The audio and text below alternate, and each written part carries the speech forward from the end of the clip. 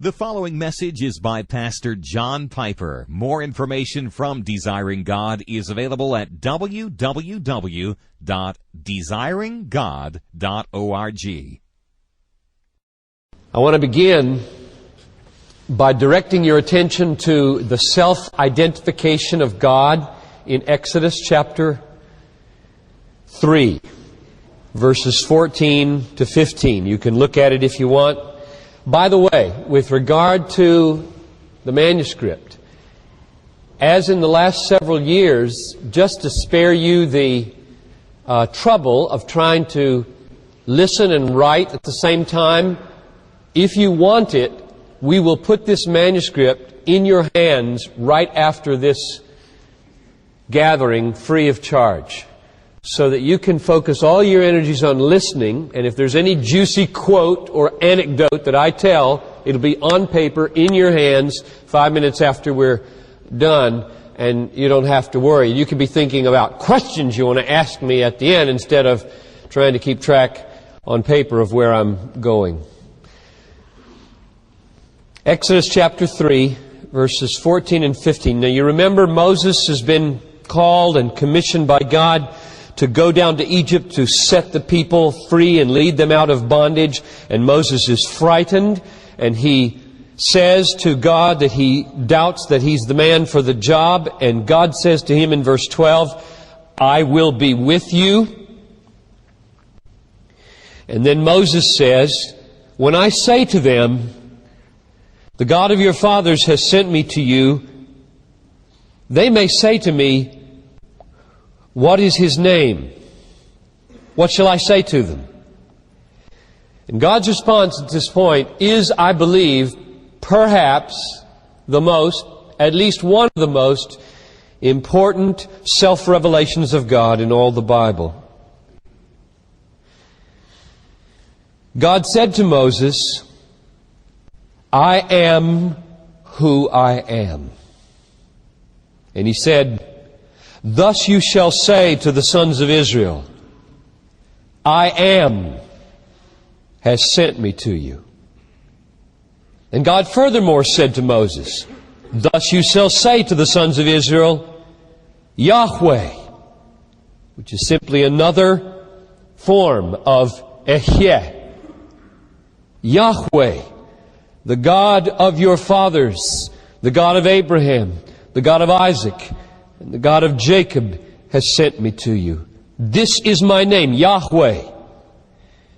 This is my name forever.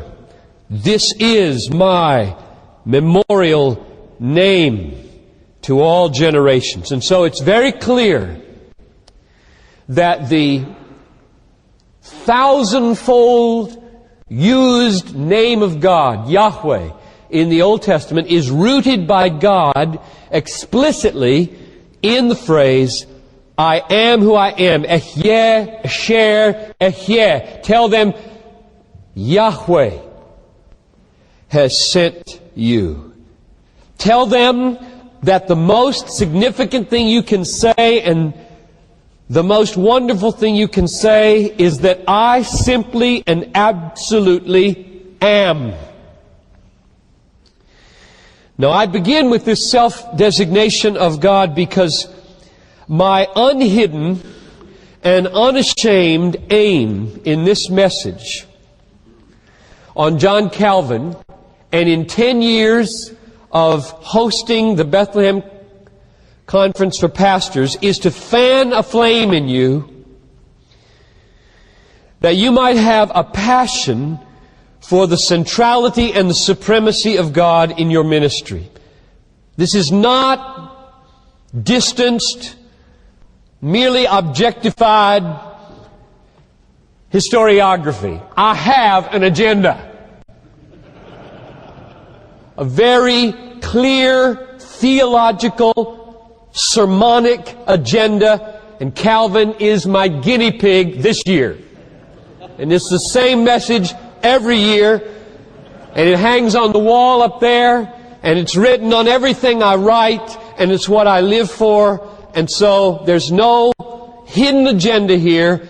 My aim is to fan a flame in you that your heart would burn for the centrality and the supremacy of God in ministry. My heart burns when I hear God say, Moses, tell them, I am. Doesn't yours? Tell them, I am sent you. My heart just burns when I read that. I want to get that. I want to see that. I want to taste that. I want to live that.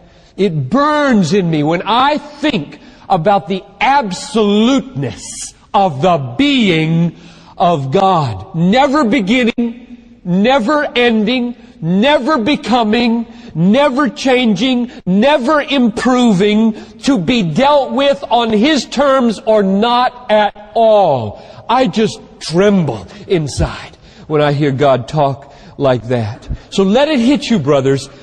God, this God in whose name this conference exists, this God never had a beginning. Let it hit you. Everything changes if you see that. This God never had a beginning. Every kid I've ever had, all 5 of them, only one's not there yet, at age 3 asks, where did God come from? That's the biggest question. God came from God. God is. What a statement. Oh, Calvin.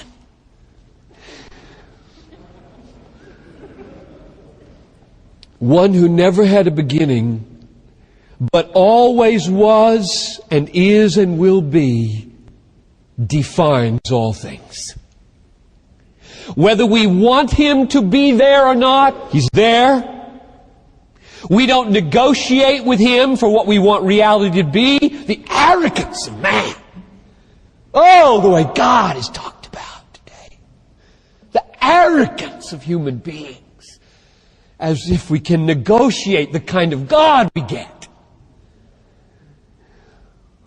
When we come into existence, we stand before God who made us. He owns us. We had absolutely no choice in this. You have absolutely no choice in whether you come into being and stand before God and reckon with God or not. And no ranting, no raving, no sophisticated doubt or skepticism has any effect whatsoever on the existence of God. He simply and absolutely is. Tell them, I am, has sent you. If we don't like it, we can change for our joy, or we can resist to our destruction.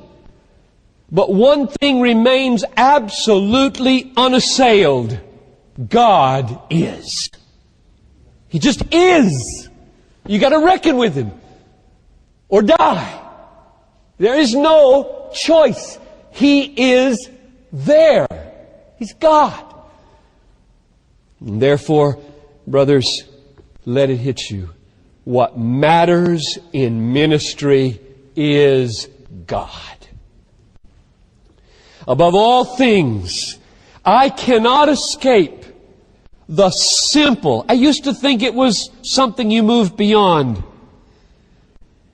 I cannot escape the simple, obvious truth that God must be the main thing in ministry. Because God is the main thing in life. And He's the main thing in life because He's the main thing in the universe. And He's the main thing in the universe because every atom and every emotion and every soul and every angelic and demonic and human being belongs to God, who absolutely is. He created them all. He sustains them all. He directs them all because, as the apostle says, from Him and through Him and back to Him, is everything. To Him